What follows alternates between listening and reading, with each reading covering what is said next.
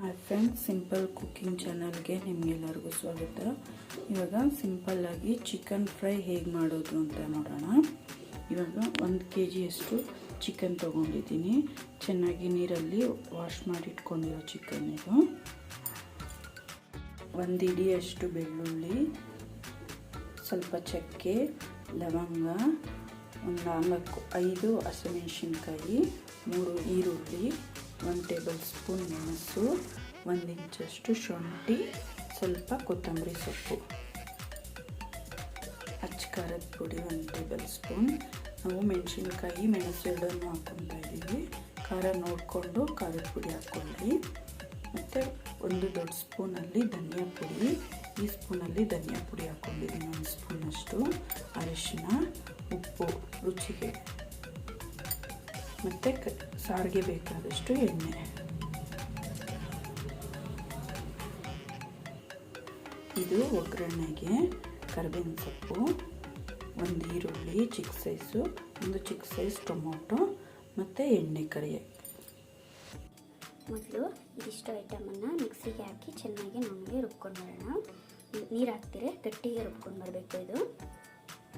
ಇದನ್ನೆಲ್ಲ ನುಣ್ಣಗೆ ರುಬ್ಕೊಂಡು ಬರೋಣ.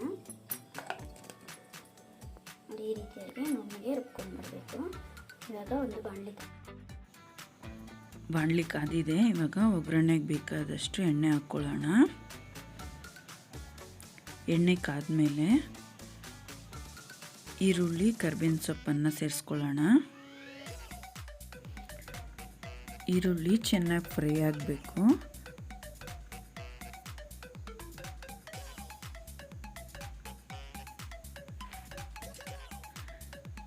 ಈರುಳ್ಳಿ ಫ್ರೈ ಆದಮೇಲೆ ಟೊಮೊಟೊನ ಹಾಕ್ಕೊಳ್ಳೋಣ. ಚೆನ್ನಾಗಿ ಹಸಿ ವಾಸನೆ ಹೋಗೋವರೆಗೂ ಟೊಮೊಟೊ ಫ್ರೈ ಮಾಡ್ಕೋಬೇಕು. ನೋಡಿ, ಈ ರೀತಿಯಾಗಿ ಟೊಮೊಟೊ ಫ್ರೈ ಆಗಬೇಕು. ಇವಾಗ ರುಬ್ಬಿಟ್ಕೊಂಡಿರೋ ಮಸಾಲೆನ ಹಾಕ್ಕೊಳ್ಳೋಣ.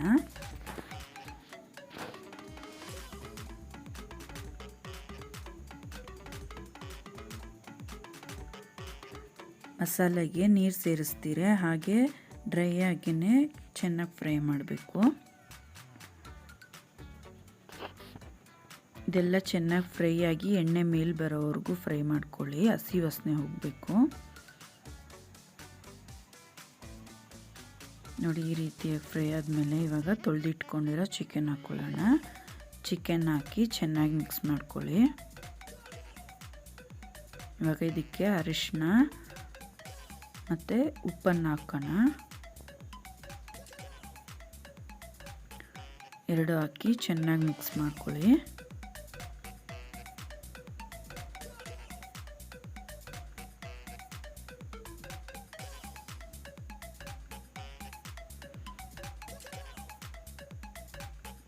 ಇವಾಗ ಮುಚ್ಚಳ ಮುಚ್ಚಿ 1-2 ನಿಮಿಷ ಬಿಡೋಣ. ನೋಡಿ, ಇವಾಗ ಅದರಲ್ಲೇ ನೀರು ಬಿಟ್ಕೊಂಡಿದೆ.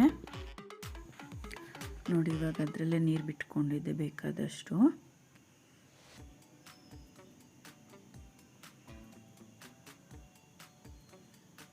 ಇವಾಗ ಸ್ವಲ್ಪ ನೀರು ಮಿಕ್ಸ್ ಮಾಡ್ಕೊಳ್ಳೋಣ. ನಿಮಗೆ ಡ್ರೈ ಬೇಕು ಅಂದರೆ ತುಂಬ ನೀರು ಸೇರಿಸ್ಬೇಡ್ರಿ. ಗ್ರೇವಿ ಥರ ಬೇಕು ಅಂದರೆ ನೀರು ಸ್ವಲ್ಪ ಹಾಕ್ಕೊಳ್ಬೇಕು.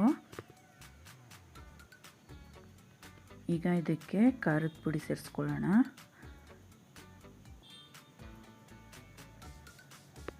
ಖಾರದ ಪುಡಿ, ಧನಿಯಾ ಪುಡಿ ಸೇರಿಸಿ ಚೆನ್ನಾಗಿ ಮಿಕ್ಸ್ ಮಾಡಿಕೊಂಡು ಒಂದ್ಸತಿ ಉಪ್ಪು ಖಾರ ನೋಡ್ಕೊಳ್ಳ್ರಿ.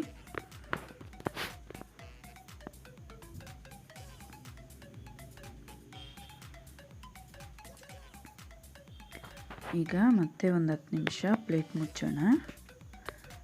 ಪ್ಲೇಟ್ ಮುಚ್ಚಿ ಬೇಯಕ್ಕೆ ಬಿಡಿ.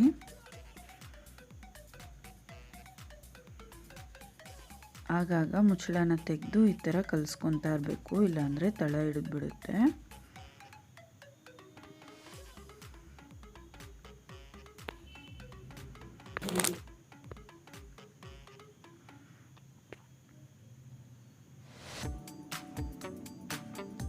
ಇವಾಗ ಗ್ರೇವಿ ಸ್ಟೇಜಿಗೆ ಬಂದಿದೆ. ಎಷ್ಟು ಗಟ್ಟಿ ಇದೆ.